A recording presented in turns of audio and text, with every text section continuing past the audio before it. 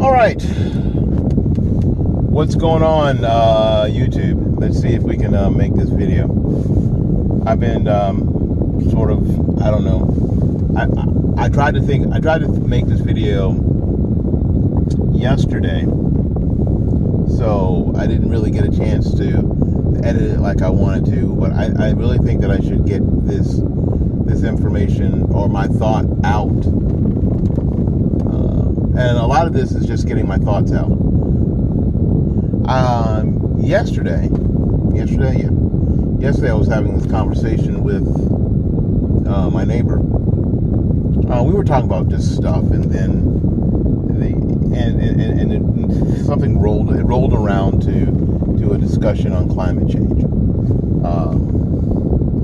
which I made him promise me a year or so ago that he and I would never talk about. He's a great neighbor, and he and his wife have been immeasurable help to my wife and I in the 20 years that we've lived across the street from one another. Not had any problems from my neighbor, and I like them a lot. So I want to make sure that everybody knows that I like this guy a lot. But and I think for the most part he likes me too. And but it came to me in our discussion that the alarmists, the climate alarmists, are missing some what I think are common sense aspects to what they are trying to get me to believe.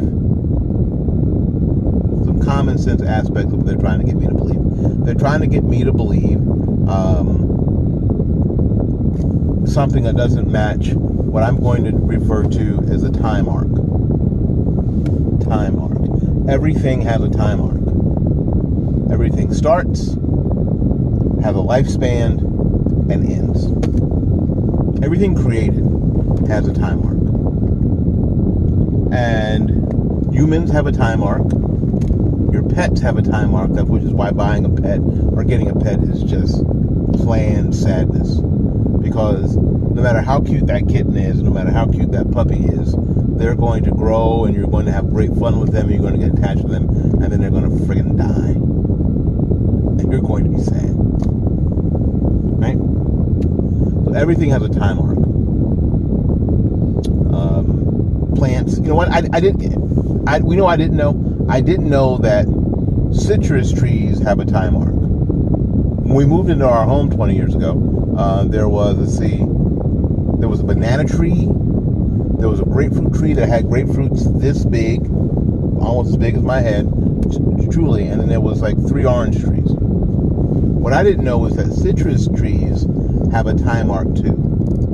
That they just produce fruit. They grow and they produce fruit, and then they die. Did you know that? That citrus trees don't live forever.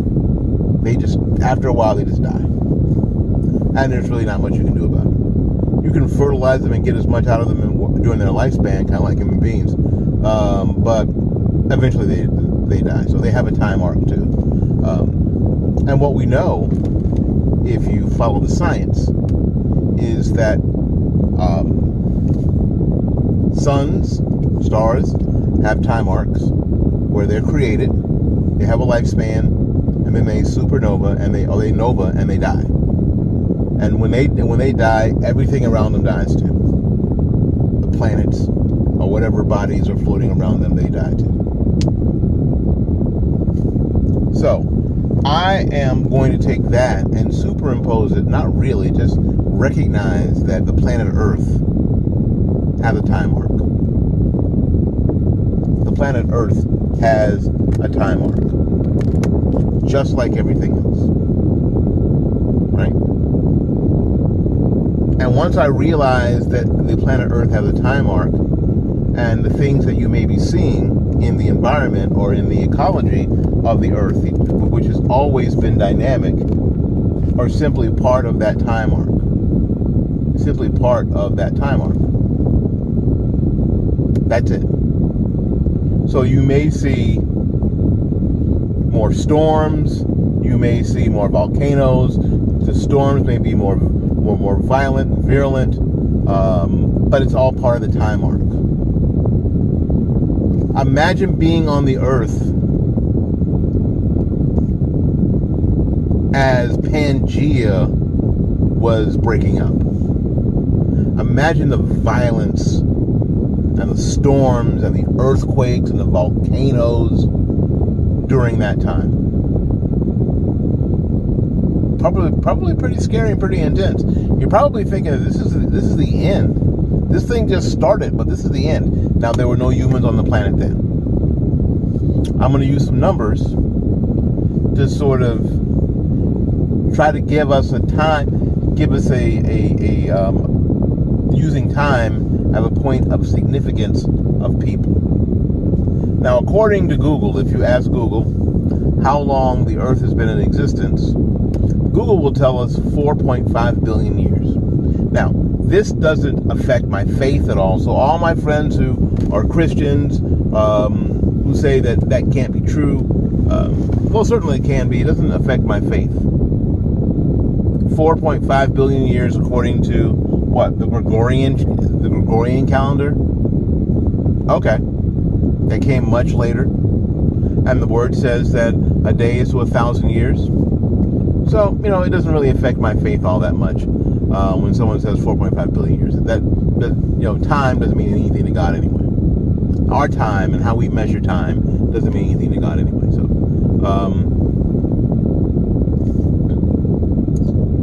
and if that's the case, then I looked, how long have humans been on the planet?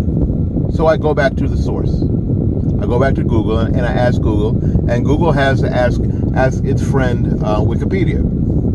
And these are the sources that people will use, which is why I use them. Okay? I didn't try to deny their sources and get into the weeds. I just went with the sources that a lot of people use, that the people who I have these discussions with use. You know what I'm saying? We can fight, we get in the weeds about this stuff, but I decided not to do that. And Wikipedia says that humans have been on Earth about 200,000 years. And that seemed reasonable to me. Okay, 200,000 years. Again, when we start counting days in 24-hour segments, we're talking about the Gregorian calendar, or even the Aztec calendar, which are way later. And again, the word says a day is to 1,000 years. So yeah, none of that really affects my faith affects my faith in any way at all. So if humans have been around, I thought, okay, cool, humans have been around for 200,000 years. What part of 200,000 of 4.5 billion is 200,000? And if you do the arithmetic, you'll find it's a pretty insignificant amount. 4,000th of 1% of that time. 4,000th of 1% of that time. Something like that. Really, really an insignificant amount of time. So I thought, well, that's probably not what I'm looking for. I'm looking for industrialized man. Because industrialized man is the enemy, correct? So, industrialized man, how can we get an idea how long industrialized man has been on the earth? Well, I started using the phrase industrial revolution. Because this is when it all went south, right? This is all when we started belching smoke into the air and started raping the environment, started cutting down trees and you know what, and digging out chemical. This is industrial man. Now, I was surprised. The phrase industrial revolution was started in Great Britain, and sort of goes back to almost 1760, which from today is about 259 years rather. 259 years. So if you take 259 years, and that's really being generous, of industrialized man. Now, still, a lot of the earth was agrarian, right? right?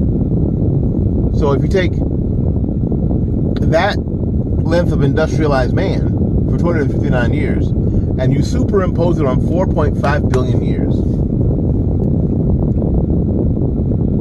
I believe it's, and you can do the math, it's 0.000005% of the time that industrialized man has had an effect, could have had any effect on the planet. In an insignificant amount of time. Hardly a blip on the radar screen as far as the planet goes. So, the climate alarmists are trying to get me to believe that in this insignificant amount of time, we have caused irreparable damage to the planet. Even after the planet has been through things like Pangea, which was a complete and total upheaval of where continental shifts were and where the continents lay now. Oh, by the way, the continents are still moving.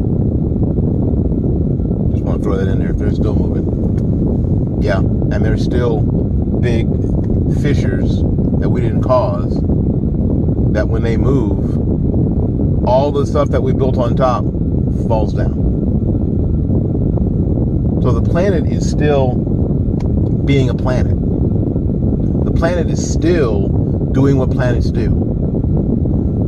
The planet is dynamic. It is changing. It's always been changing. And I don't understand why anybody believes or will believe that in our time on this planet, which we have seen is so insignificant, that it would stop and be stable enough to not change at all. And that any change that is made is because humans have changed it. It's the hubris of human beings. It's incredible that anybody could have that mindset to me. And that's what the climate alarmists want us to believe. What do you think? Well, what do you think? If you like this video, give it a thumbs up. Hit the notification bell. Share it with your friends. Make comments below. Really appreciate that. Thank you so much. Till we see you again, go out there and learn something, love somebody, and for goodness sakes, take care of yourself. Peace. Oh, I forgot to tell you something.